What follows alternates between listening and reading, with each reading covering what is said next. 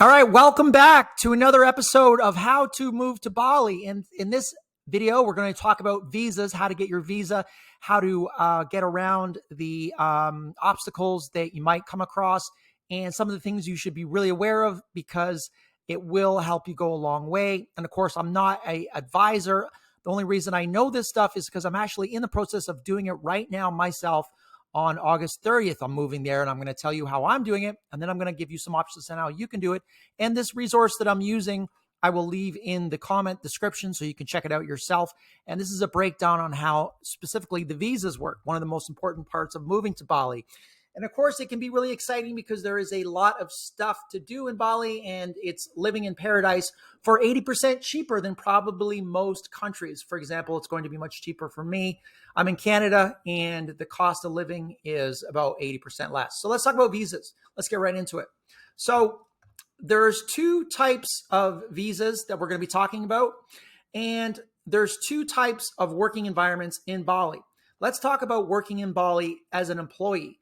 So that would simply mean you actually working for a company in Indonesia, in Bali.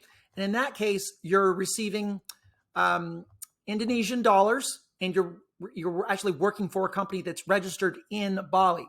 So to get that sort of visa, you will apply for a KITAS, okay, KITAS, and that is being an employee, okay? So you would pay taxes in Bali, and you'd be an employee, okay? So we're not going to spend a lot of time on this. We're going to spend more time on digital nomads and how digital nomads can get a visa, because that's the majority of the people that are going to be watching this video. And digital nomads, the difference between working for a company in Bali and being a digital nomad is digital nomads are working elsewhere. You're still bringing in money from your home country, but you're just simply kind of chilling out in Bali as more like a tourist. And there's two types of visas, and I'll get into more details now as a digital nomad. So when I say digital nomad, you are not making any money in Bali. You're not working for anybody. You're not receiving any Indonesian money. You're receiving your money from your home country. So, okay, so scenario one, we're going to talk about the B211A offshore. And the only difference between offshore and onshore is the onshore means you're in Bali already and you're going to apply for this 211 in Bali. The offshore, you would do this before you come to Bali. So let's take a look at that one first. Now this is where if you want to stay more than 60 days, or yeah, if you want to stay 60 days, after 60 days, you can extend it 2 more times up to 180 days total. So for the B12A, you would apply for this if your country is not on the list of visa on arrival countries. And I'll explain that in a second. It's a visa that's easier to get. And I'll show you the list of countries. If your travel is not touristy, it's more business purpose, business investment meetings, product sourcing conferences, or networking. Like if you're going to be working in a digital nomad business center every day, then you might want to pick one of these up. Or if you need to stay longer than 60 days, then you'll want this. And most people who can apply for this are right here. Well, let's take a quick look, and you can come and check this out, this resource yourself. Okay, here are a list of the countries. You can check and see what your country, what your rules are. For example, I'm from Canada, so I can get a visa on arrival. And some people may not be able to get the visa on arrival, so they would go for the B211. So check your country here first and see which visa you would need. So there's quite a few. It's quite extensive. So just a few points of interest. This offshore visa is valid for 60 days, and then you can renew it for a total of up to 180 days. To get this, you need to be sponsored. Now, you can actually, to get sponsored, this website will actually sponsor you, like a tour, a travel guide can also sponsor you, and different companies can sponsor you, and this website will sponsor you, and they'll actually do the processing for you.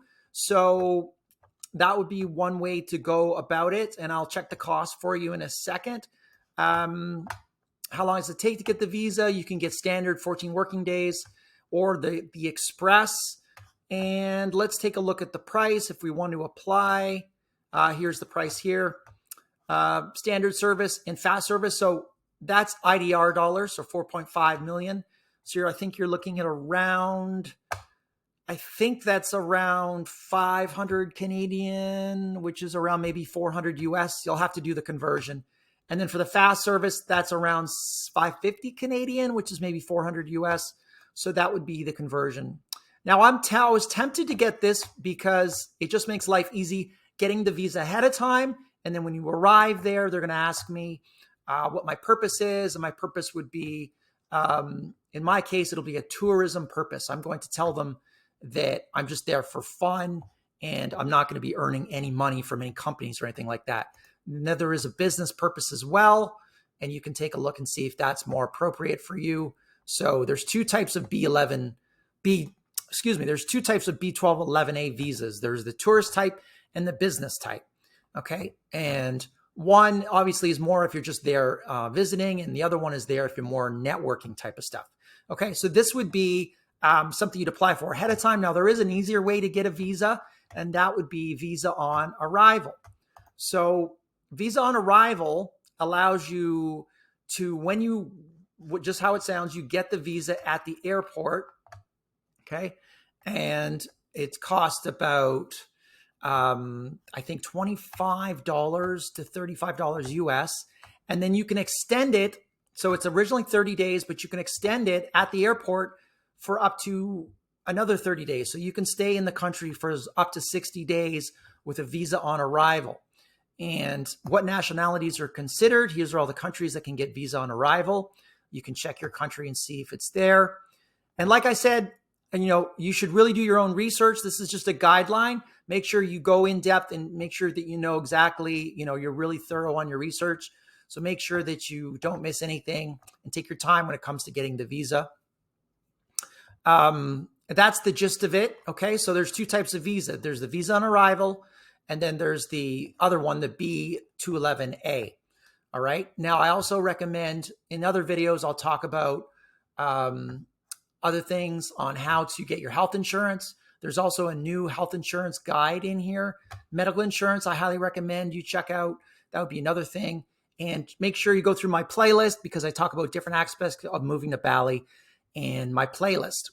And if you don't have an income yet for becoming a digital nomad and you want to get an income, the best way you can do it, the way I did it was I did it with affiliate marketing.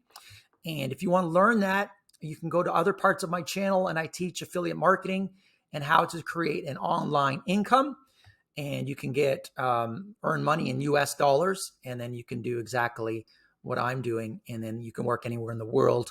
You don't have to worry about boundaries anymore, and it's very freeing experience. So hopefully this travel guide made sense and helped you out. And if you have any questions, just put the comments below and let me know, and I will try to answer best I can.